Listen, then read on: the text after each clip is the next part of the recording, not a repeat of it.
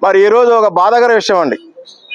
ఎందుకంటే మన దేశాన్ని పాలించి నరేంద్ర మోడీ గారు మన కర్నూలు ఇచ్చేస్తున్నారండి. ఎందుకు వస్తున్నారండి? ఎన్నో వేల కోట్లు ఏదో ఉపయోగపడే పనులంటండి. ఏమి ఉపయోగం ఏమీ లేదండి, అంతా గుడ్డు సున్నా. ఎందుకు వస్తున్నావా? చంద్రబాబు నాయుడు గారు పిలిచారు, నేను వస్తాను. ఎందుకు పిలిచారా? నాకేం తెలియదు, అక్కడ మాట్లాడతాను.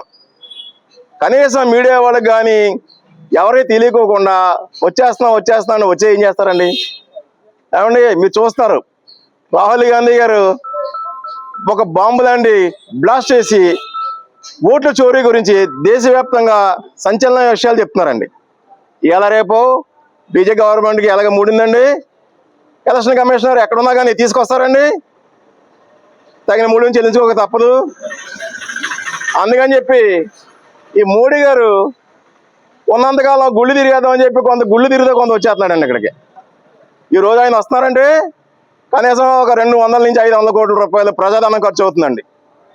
అంత ప్రజాధనం ఖర్చు పెట్టి అంత రావాలా? మీరు ప్రత్యేక ప్యాకేజీ అని ప్రకటించారా? అసలు ఆంధ్రప్రదేశ్కి రాజధాని నిర్ణయించారా? అదేమన్నా సభాముఖంగా ఏమన్నా ఆథరైజ్డ్గా ఏమన్నా మీరు రిలీజ్ చేశారా? ఏమీ లేకోకుండా ప్రజాధనాన్ని దుర్వినియోగం చేయడానికి మీరు వస్తున్నారని ఈ సందర్భంగా తెలియజేస్తున్నామండి. రానున్న రోజుల్లో కాంగ్రెస్ పార్టీ అధికారంలోకి వస్తుందండి. ఈ దేశాన్ని రాహుల్ గాంధీ గారు ప్రధానమంత్రి అవుతారండి. అలాగే మన రాష్ట్రానికి కూడా తొలి మహిళా ముఖ్యమంత్రి శర్మిలా రెడ్డి గారు అవుతారండి. ఈ సందర్భంగా బడుగు బలహీన వర్గాల వారికి ఏ ఆపద వచ్చినా తోడు ఉండాలంటే అది ఒక కాంగ్రెస్ పార్టీతో సాధ్యం అని చెప్పి ఈ సభాముఖంగా మీకు తెలియజేస్తున్నానండి. జై కాంగ్రెస్, జై కాంగ్రెస్. రాహుల్ గాంధీ గారి నాయకత్వం, శర్మిలా రెడ్డి గారి నాయకత్వం.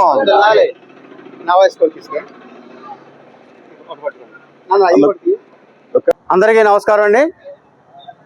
ఈరోజు గౌరవ భారత ప్రధానమంత్రి ఆంధ్రప్రదేశ్లోని కర్నూలు జిల్లాకు వస్తున్నారు. అప్రజాస్వామిక